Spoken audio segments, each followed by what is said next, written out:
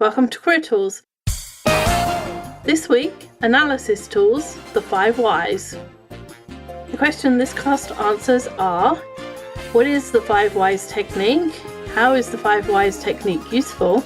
And how do I use the 5 whys technique? The best value at Manager Tools is to buy an annual license to our material. For $200 a year, you get access to show notes for every single show produced, over 100 a year, plus our entire archive of nearly 1,000 shows. You wouldn't want to print it out all in one place. It'd be a management Wikipedia, and it'd be probably 5,000 pages. You get all that, plus access to Things I Think, and even more powerfully, the interview creation tool, which may be our strongest and most least known digital tool that we have, and more digital tools to come in the future, available only to licensees. Ask another licensee. They'll tell you it is the best value they have. Okay, Kate, we're starting a new series today of analysis tools. So we're going to go through a bunch of different ways to investigate ideas, to look for the causes of problems, or to improve processes. And we're going to do them over probably the next year or so. And we're starting with one called the 5 whys. I'm excited. I think this is going to be helpful for people. So will you tell us our outline? Absolutely. We're going to start with what are the 5 whys, and then we're going to talk about being cautious. And then the last part of today is going to be examples of the technique and the tool so we can use it effectively. Okay.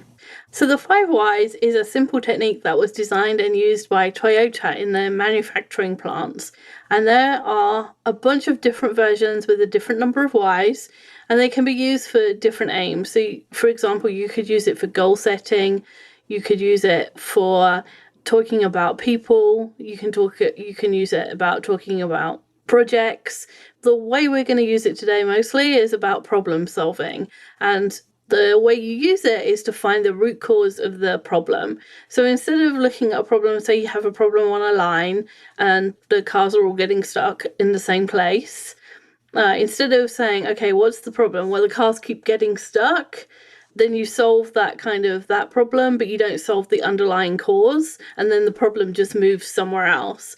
And the way the 5 whys works is to get at the underlying problem, which may be something like, oh, the design of this part makes it a problem when it goes across the line, or, the robot can't handle it properly, or whatever. So you look for the underlying cause and you fix that, which fixes the problem, but it also makes the process better at the same time. So to use this technique, all you do is ask why. It's really easy.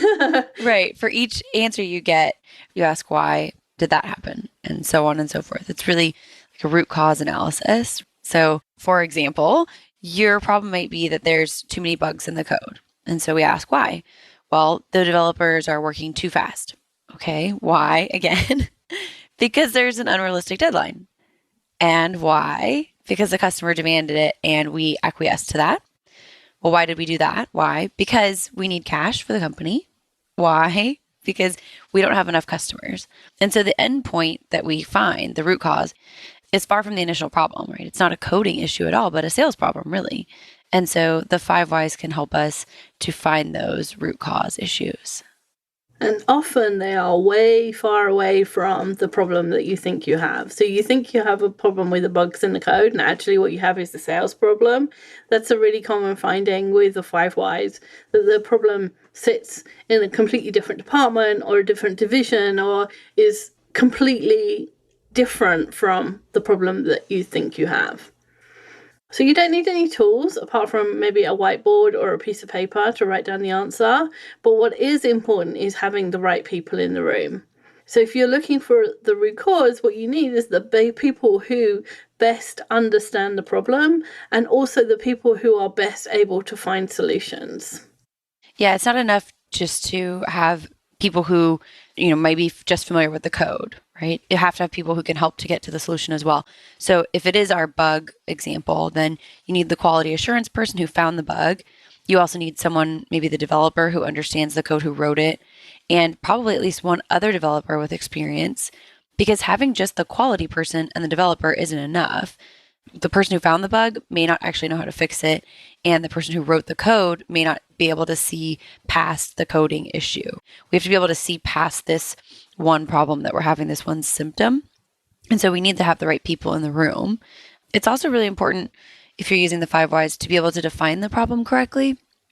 If you have a vague or large question, maybe, you're not going to get a good result. Perhaps you're talking about the marketing campaign, and if you say our marketing campaign isn't working, well, if we ask why to that, you could get a vague answer, which really doesn't narrow down the problem. But if you had a more specific question or issue, perhaps the campaign isn't converting at the point of the landing page, and you asked why about that specific problem, which is less global, right? More focused, you can get a much more focused answer, which is often more helpful. Let's try that. So our marketing campaign isn't converting. That means it isn't creating sales at the point of the landing page. So the landing page is if you're going to a website, if you followed a link from somewhere else or you followed a link from an ad, that's the first page that you get to. And the idea often of landing pages is that they're very long. They give you a lot of information, and then the buy is right at the bottom. And you expect, a number of people to press that buy button and go through with the purchase. And that number can be anything from 0.1% to 10%. It depends on what you're doing. But if the landing page isn't converting at all, in other words, you're getting 0% of sales, then that's clearly something you want to do something about. So if you start with the problem statement, our campaign isn't converting at the point of the landing page, then you ask why, and then maybe the answer is the customers aren't convinced by what's on the page. They're reading the page. You can tell from analytics that they read the whole page, but then they don't press the buy button. So whatever they're reading isn't convincing them that this is a good product.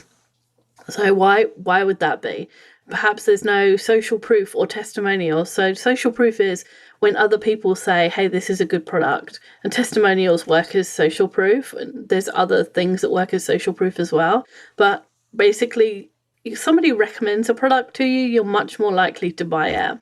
If you don't know someone who bought it, but there are testimonials on the page and they say this is a really good product, then you're more likely to buy it. And that's why Amazon has testimonials on the pages for the products that, you can read everybody else's experience of the product. So maybe our page doesn't have any of those, and that's why it's not converting.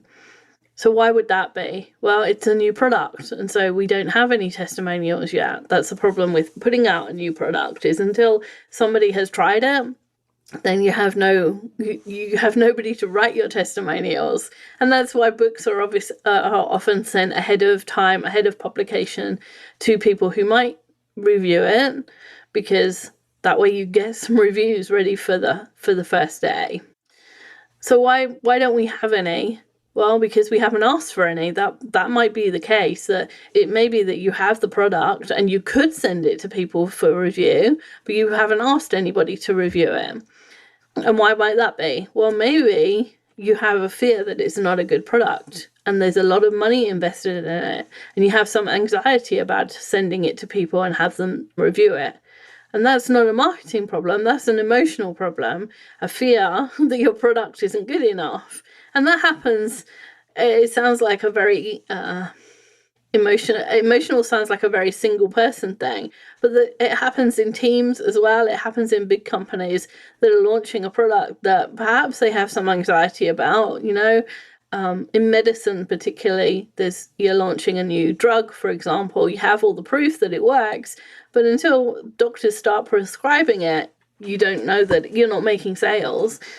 And maybe you worry that the doctors just aren't going to understand this drug because it's new, and they're not going to prescribe it. They're going to carry on prescribing the thing that they know and understand and their patients get on with. And so there might be some anxiety, and that prevents you asking for reviews because you worry about what's going to be said. You can continue asking why if 5 isn't sufficient. And then if you think that there's more than one root cause, you can repeat the technique. So you could say, the marketing campaign wasn't converting at the point of the landing page, you could say it's because there's no testimonials. It might be that the page is badly written. It might be that the link is wrong in an ad. There could be a bunch of things. And so you can use each of those as the second step and then dive into them with more whys. This technique is simple and it's effective. There's a lot of elegance in it, honestly. And also being able to continue to use it, repeating the technique is something that, you don't need another technique. You can use this one again. A really good example of this is in 1989, the National Park Service commissioned a study about erosion on the Jefferson and Lincoln memorials because the memorials were showing signs of damage. And the consultants published a report that said that increasingly toxic effects of nature, things like acid rain and water seepage and air pollution, were the cause. And that probably we should be concerned because there were some serious structural problems as well. And then a 50-pound block of marble fell off the Jefferson Memorial. Unfortunately, missed everybody underneath. Oh, that was sheer luck, right? That's not good. And so the Park Service was forced to take action. And there was some, that we said toxic effect of nature. That was what was in the report. But some of those were man-made effects. And one of them was the cleaning of the memorials. When they compared the cleaning cycle, the repetition, the amount of cleaning that these monuments were getting compared to the other monuments, they found that the Jefferson and Lincoln memorials were cleaned actually more often than the others. And every time the water hit the buildings, it got into little cracks. And because of weather and temperature changes and things like that, the cracks would widen and become larger when the buildings expanded and contracted, right? Because it's stone memorials. And so, heat and cold can cause those little cracks to become much bigger ones. So far we have the buildings are eroding. Why? Because of the toxic effects of nature. Why? Or what are they? And one of them is we clean the memorials more often than we clean others. So why do we do that? Because they found out that they talked to the cleaners and they said it was because there were some black deposits on the memorials that weren't on the other memorials.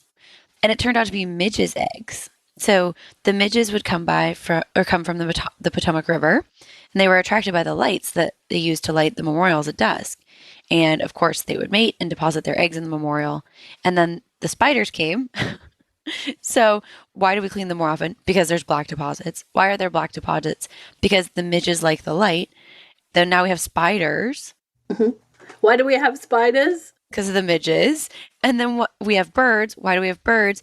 Because the birds like to eat the spiders. And this isn't a perfect why example because it's real life, and real life doesn't quite work that way. But we can see that if we say why are we cleaning more often? Well, it's all related to these midges and the fact that they are attracted to light, and that's causing a few things, and each of them causes more dirt on the memorials. Mm-hmm.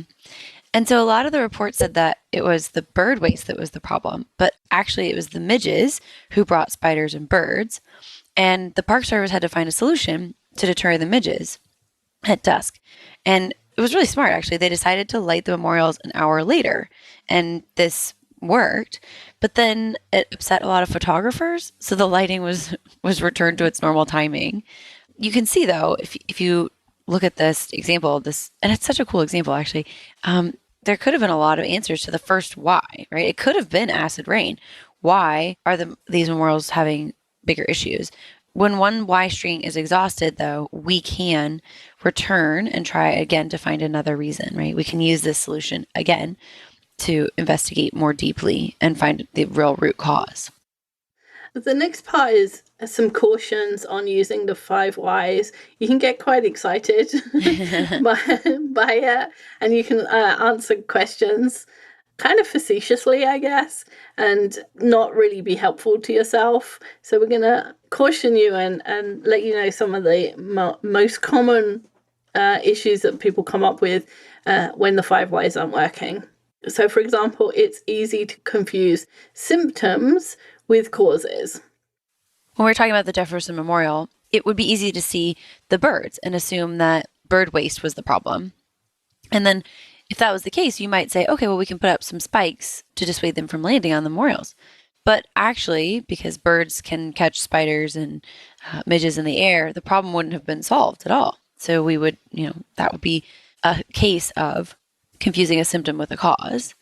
It's important to make sure that you get to the very end of the why chain in order to find the root cause, right? It's like a fault tree analysis, and we have to get all the way to the bottom of it. If you're the kind of person who jumps to conclusions, you probably need some logical people on your team. It's a step-by-step process. The 5 whys is to go step by step to the logical conclusion rather than leap to the conclusion that we might be leaning towards, right? If we think it's bird waste and we put up spikes, well, we haven't solved our problem. It's easy often to write off the conversion problem as a marketing problem or the deterioration as a bird problem. But the cause can actually be pretty far removed from that. Just like our example with coding, right? It was actually a marketing problem. And you can check the logic of your answers by working backwards and adding the words "and therefore." So you start with the final cause and you work back up to the problem statement. So for example, midges are attracted to the lights at the memorial, and therefore spiders and other bugs are attracted to the midgets, and therefore birds are attracted to the site and leave their droppings, and therefore the memorial is cleaned more often than similar buildings. And again, it's not perfect. It doesn't perfectly describe the example because the example is real life and real life is complicated. But it's clear enough that there is a problem with the midges and that is causing the cleaning issue, which is causing at least some of the erosion. Mm-hmm. One of the other things that we want to be cautious about is leaving our answers, our core issues, to human error or inattention. This technique, the 5 whys, is designed to look at the process, not people. If people aren't getting things done correctly, then we need to design a process or alter the process, create a new process to help to get things done correctly. For example, if the form is constantly being filled out with the wrong codes, then putting the correct choice of codes into the form might be the solution that fixes the human error. I had this experience at my previous role where there was this one form that we had and I filled it out all the time and it had pull downs for the reason for the change because it was a documentation change, and every single time there were duplicates. I never understood why. It was like 4 codes and they were all 0, 1 and then another number, and it was 0, 1, 1 and then there was another 0, 1, 1. I never understood that. We actually found out later that it was just repetition. There was no reason for that. And so it had been causing confusion for forever. So it wasn't human error, right? That's a place where you could say why, and you could say, well, people aren't filling it out correctly. Well, there's a pretty simple reason why we weren't filling it out correctly. Because somewhere way, way, way back in the past, someone had made a human error, right? Mm-hmm. But the solution isn't to go fix that thing in the past because you can't. The solution is to fix the form right now. Exactly. So now we have some examples of the 5 whys. Here's a simple one. This one's fun. My car won't start. Why? Because it doesn't have any gas. Why? Because I didn't fill it up. Why? Because I thought my husband was going to. Why? Because he usually does on Thursdays. Why? Because he passes the gas station on the way home from karate with the kids. Why? Because every week he takes the kids to karate, except during the holidays, and yesterday was a holiday. That's why he didn't fill your gas up, because this is it's one of those things that husbands and wives tend to do, or people in relationships that live in the same house. They find a convenient way to get household chores done and they relate it to something else. So this is one thing that people who talk about habits say. You build one habit on a habit you already have. And one of the important things in a household is having gas in the car ready to go. And so the husband has built this habit of filling the gas on the habit of taking the kids to karate. But then when he doesn't do it, then there's no gas in the car. So somehow you have to create a new process for remembering, it's the holidays and we're not going to karate, and therefore we still have to fill the car up in the morning or later on, or we just have to remember that there isn't any in it before we go to run errands and leave us some extra time. Mm-hmm. Yeah, the root cause here is the change in the routine, right? That first habit was broken. And so they need a different solution. It's not anyone's fault. The 5 whys doesn't look for fault, but it does look for a cause that can be fixed systematically. So even if the cause was someone forgot, you could still fix that systematically. Maybe we put an alarm on someone's phone or a post-it on the steering wheel or something like that to fix that, right? Because we're looking for the cause that we can fix. Yeah. It's no one's fault. And often the 5 whys doesn't usually end up in someone's fault. Like we said, you can't leave it at inattention or human error. Those things are things that you could say, well, it was Bob's fault, he made an error. But if the process isn't helping Bob, then it's the process that's the problem, not Bob. So let's do another one. Okay. We close the accounting books late every month. Why? Because we get the data late. Why? Because the stores don't consistently send in the data on time. Why? Because they're open 7 days a week and they don't have the time or understanding or knowledge. Why? Because there isn't someone dedicated to sending in the numbers for the books. And why is that? We've never required it. Oh. And there you go. It's pretty simple, right? The solution is pretty simple. We just train 1 or 2 people in all the stores to send in the data, and we give them a calendar so they know when to do it. Yeah. And closing books in a company, if you're closing the books late every month, that's a big deal, because the reason you have books is so that you know how the business is doing. You know what your cash flow is so that you can make decisions based on that cash. You know what your positions in debts and liabilities are. You know what your position in assets, because all of those things drive decisions. And if you're not closing the books and you don't have the correct data, then you're going to make bad decisions or potentially bad decisions. And so having those books closing late is a big deal, and training a couple of people per store to make sure that they send you the data on time and they send you the right data. That's going to be a big win in the head office, so that we are closing the books on time and we have the data we need. Yeah. The 5 whys often find very simple or granular solutions. Even if they're not easy to implement, the solutions are pretty clear. And that's a really big piece of value for this technique, because sometimes, when we're looking for solutions, we find really complicated ones, which makes it hard. It's not to say that the simple solution is simple to implement or to start using, but it is often very clear and granular for us. Let's do one more. Cool. So when we make offers to candidates, they turn us down. Why? We don't know. Why? Because we haven't asked them. There's a really simple example, and you don't need 5 whys to get to the answer. So sometimes the answer is kind of higher up. I think you should always look to see if there's one more why. But, why don't we ask them? Well, because we never have and nobody ever suggested it. This is not terribly helpful. So why we don't ask them is, that's when the light bulb goes on and you say, oh, well, why don't we ask them? Why can we ask them? Is it possible to ask them? Yeah, why not? And having the answer, of course, would make the problem clearer, and it would enable us to find a solution. So other times the answer could be many things. So let's give another example. When we make offers to candidates, they turn us down. Why? Salary, the terms and conditions, and benefits. Okay, so now we have 3 possible causes: the salary, the terms and conditions, which is how many hours you work, where you work, what you do when you're there, and the benefits. It could be one of those things, or it could be all of them.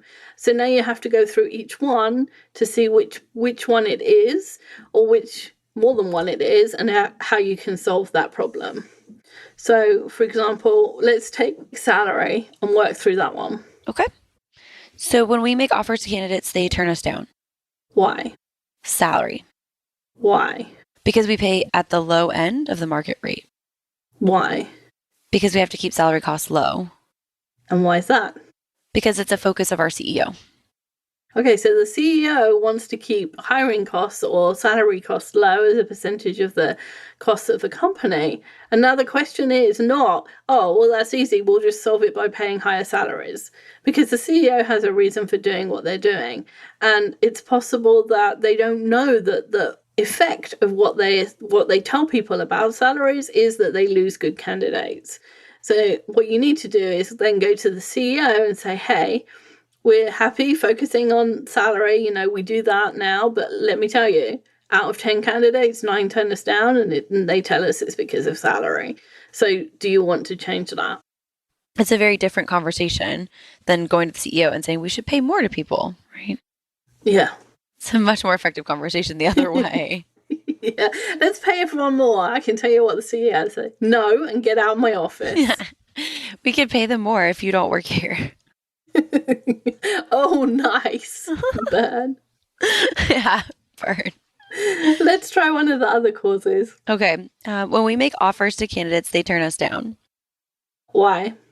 The terms and conditions. By that, we mean the hours, the way people have to work, the dress code, etc. Why is that? Our normal working hours are 6 a.m. to 3 p.m., which candidates tell us they don't like. And why is that?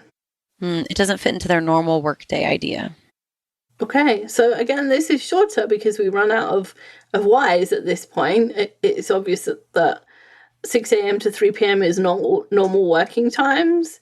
And for some people, it would be a benefit, but there's other people who don't want to get up at 4:30 and don't have any benefit of being finished at 3. Or, if you finish at 3 and nobody that you want to do something with is finished until 5 or 6, you got like 3 hours of not doing anything, waiting for your friends to be free, then perhaps that wouldn't be a schedule that would be one that you would benefit from. So there's solutions to this point too. We could demonstrate to the candidates the benefits of being on an early schedule. Mm-hmm. Because there are, right? You can go to the gym and go to the grocery store. You can get all of your chores done before everybody else and before 5 o'clock, which means that when your friends are free, you can hang out with them and know that all of your stuff has gotten done, right? So that's really exciting. And you get more, my favorite thing about being done early like that is that you have more daylight time. So nice to have like an afternoon to do something. Also, you don't get stuck in rush hour, which is a really nice thing. If you commute, you don't get stuck in rush hour either way, right? No. It's so nice not to have a commute in the morning that's hampered by rush hour. It's stressful. Yeah. I mean, at the end of the day, I mind it less, but first thing in the morning, it's so frustrating to be in rush hour traffic. So there are benefits, right? And we can talk to the candidates about that. For some people, this is a really great opportunity. And again, that's a simple solution. And it's not, oh, all right, well, we just have to change the time that everybody works. If there's a reason for your company to work from 6 a.m. till 3, maybe you want an overlap with Europe, for example.